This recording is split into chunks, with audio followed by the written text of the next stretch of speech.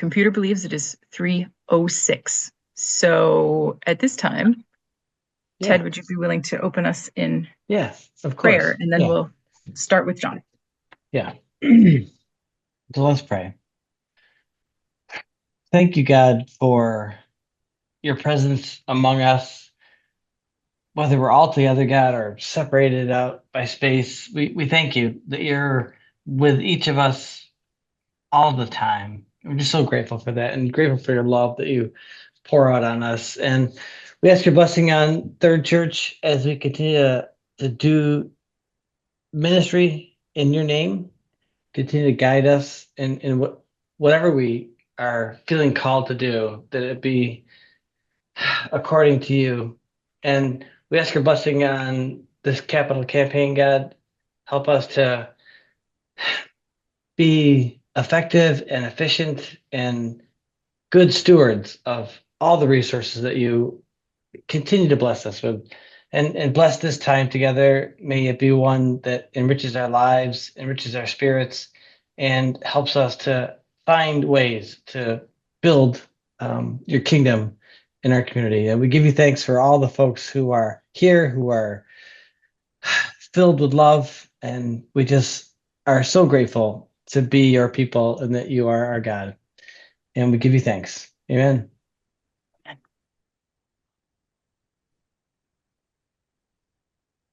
Take it away, John. All right, excellent. Thanks for everyone for being here today. As we present to you, Courageously Called, Capital Campaign. If you don't know me, my name is John Johnson. I'm one of the vice chairs of the campaign leadership team. And I'm Rachel Norton. I'm not Fred Smith, who would be announcing that he is the chair emeritus of the campaign leadership team. But before we do the real exciting preview, we want to back up just a little bit and tell you about all the work that has gone into bringing us up to this present moment. Right. So more than 2 years ago, we all participated in focus groups where we talked about what our hopes and dreams were for Third Church. And a small team then gathered up all the data from those meetings and surveys. They analyzed the data and distilled it down to find the most common themes. Then different small groups convened to study each of those themes. And they brought in content experts to give us a clear picture of what is really necessary and what is possible. And so all of that context is just to help you understand the very large amount of effort, but also expertise that has already gone into designing this whole campaign. Right. And so with that, let's preview Courageously Called.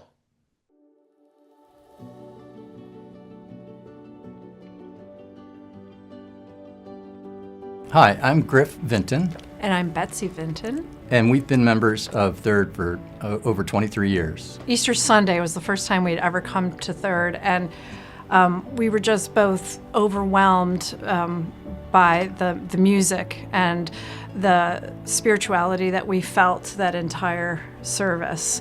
And I still get goosebumps thinking about it, and that's what sealed the deal for us for Third. My name is Chris Bench, and I've been a member of Third Church since the late 1990s. What's most important to me about Third Church today is the sense of community that I have. I feel like I'm part of a family here.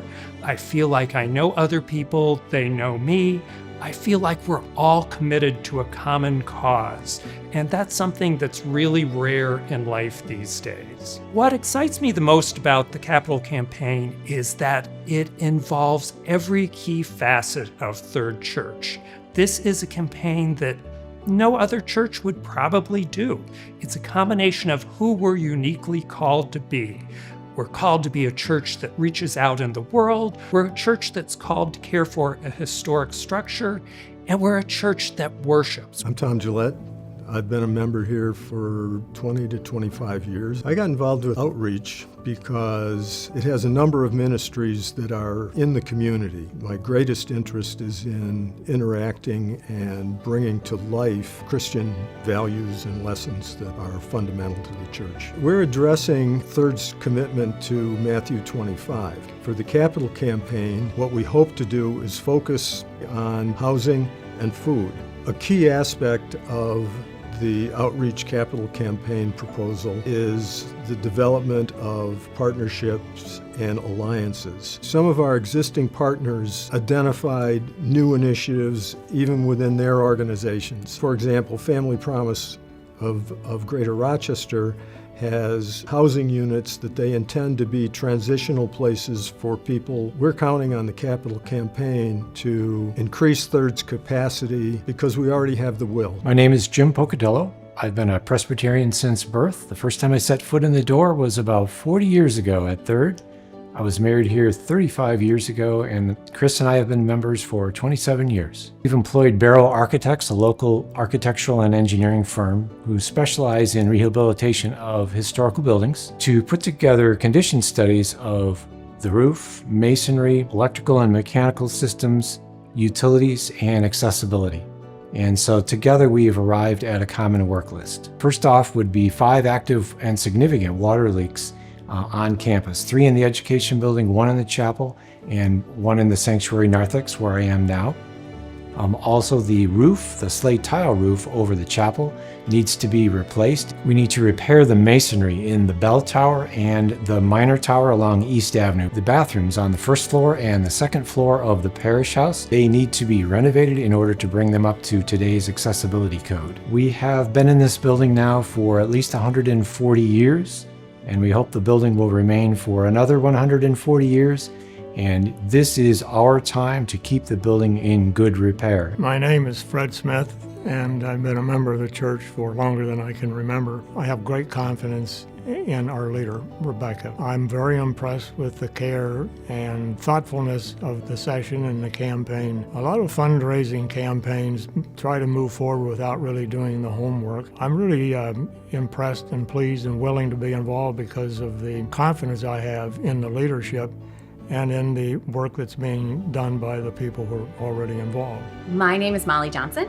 My name is John Johnson. And we've been coming since 2016. We used to live just a few blocks away, and I would walk by all the time. And when it was time for us to figure out a church home, I said, I know the one. I love that this place has traditional worship. It feels very comfortable to us, feels very much like what we grew up with, yet it's filled with believers who think like us and have the same kind of outlook and mindset. I grew up in a traditional church, and I've always loved the organ, and I think the first time we came to Third Church, hearing the organ and the choir sing, you could just feel God's presence here. I'm Betsy Marvin, and I've been involved here at Third Church since the mid-1980s. I first came as a choral scholar when I was a student at Eastman in 1982. And I'm passionate about the power of music. I think music has the power to heal and to restore and to educate and to nurture and to enrich our worship. And that's why I'm so excited about the new organ, designed by the Rieger Organ Company, especially for us. The worship experience is absolutely crucial to congregational vitality, and thus we were looking for ways to enhance what is already a long tradition of wonderful preaching and music in this church. You can't participate fully in worship if you can't fully hear or fully see, or it's too hot to be comfortable, or the sound system or the organ breaks down. Our systems are antiquated, and that there's a lot that they can do to improve both the visibility and the audibility, and also accessibility. And in conjunction with that, we discussed the idea of humidity control and updating the HVAC so that it's cooler in the sanctuary in the summer. Hopefully that when we have visitors coming, they will be comfortable and feel welcome and want to come back because of the experience that they have in our beautiful sanctuary. This is our inheritance that we've received from prior generations, and we really have to think very hard about how we want to pass it on to future generations. I feel like it's a very balanced campaign, and the session and the team so far has done an excellent job in creating a package that we can all rally around. For me, it's all about the possibility of what this capital campaign can do. Use of this building and the organ and what new opportunities that's going to have. What other possibilities for outreach that we're going to be able to have in this church. As far as our pledge personally for our family, it was a no-brainer. We knew we were going to give. We also thought because you can stretch it over 5 years, that we could give just a little bit more. Third Church is worth it. In these uncertain times, Third Church provides us all with courage, inspiration, and community. We really are all in on this campaign. We're so excited about all we're about to achieve together.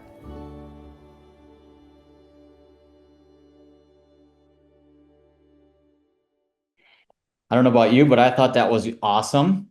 Our next step is to give you a little more detail about the scope and the parameters of the campaign.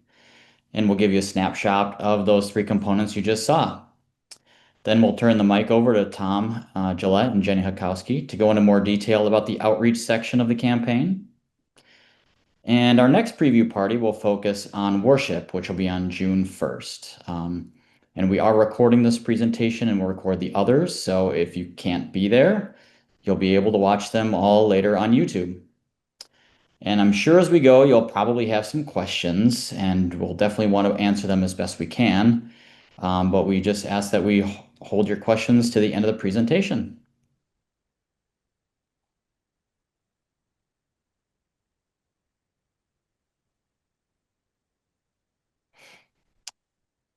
So this kind of feels like a very pivotal moment in history right now. Here at Third, we're getting ready for, hard to believe, our 200th anniversary in 2027. And so remembering our history and getting inspired by the people and events of our past. At the same time, especially with all the changes in the past few years, this capital campaign on the horizon, we're thinking a lot about the future and what the future for Third Church will be. And then there's right now, this time when there's a lot of chaos and fear in the world all around us. We're living in between this glorious past, this uncertain future. And so we need to think about how are we going to respond? The team of people that have been working on developing this campaign have been asking that question, how can we respond, again and again? And they've come to a consensus on what we all believe is the answer. The leadership team, believes that God is calling Third Church to dig deeper into the unique qualities that make us, us, and to invest today to build our tomorrow. We have an amazing opportunity today to push back against all the fear and division that's all around us by investing in this place where we all find love and care and community and a thirst for justice and peace. We have a chance right now to lay the foundation for decades to come. So you've just seen in the video Courageously Called, the campaign for Third Presbyterian Church, describing a capital campaign with 3 major components. These all align with the 3 major areas of our identity: beautiful worship tradition, dedication to outreach and social justice and community housing, and just being able to restore this amazing historic building. And we'll talk more about all of that in a second. Okay, but first, before we get into greater detail, we'll just come right out with the question on everyone's minds. How much is this gonna cost?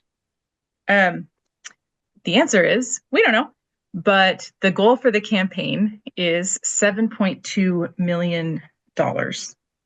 It is an ambitious goal for sure, but also we are a very generous congregation and we have the motivation and the creativity that we need to meet this goal, especially when everyone who's on this call, it also gets as excited as I am and really commits.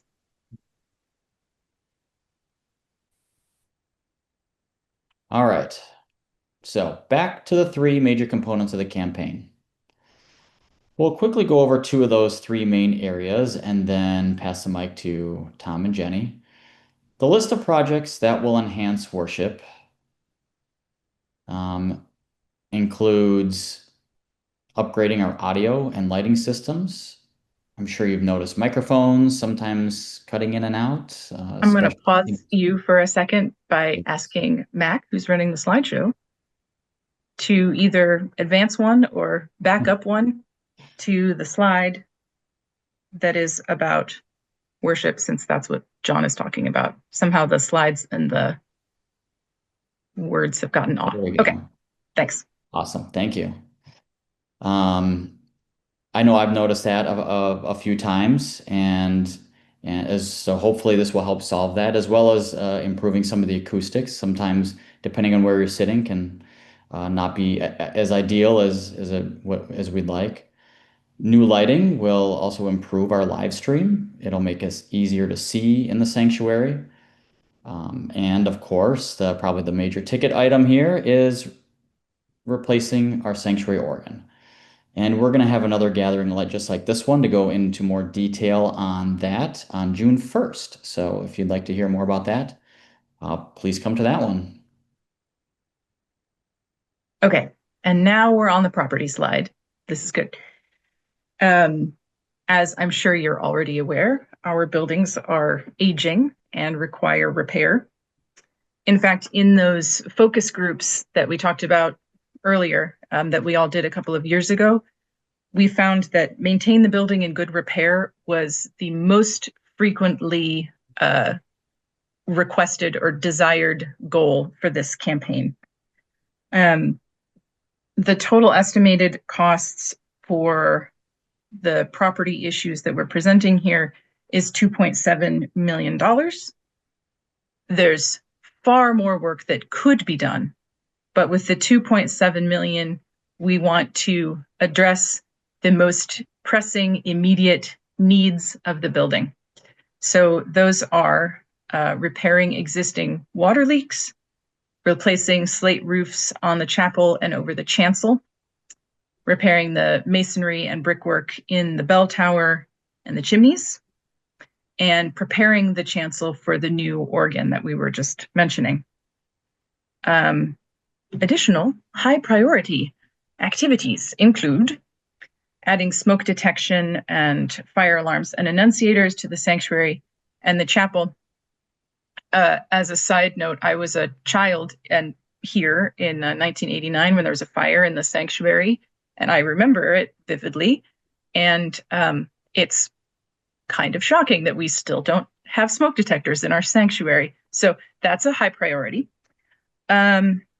And we also want to move the legacy fire detection system that we have in the education building onto our existing digital panels.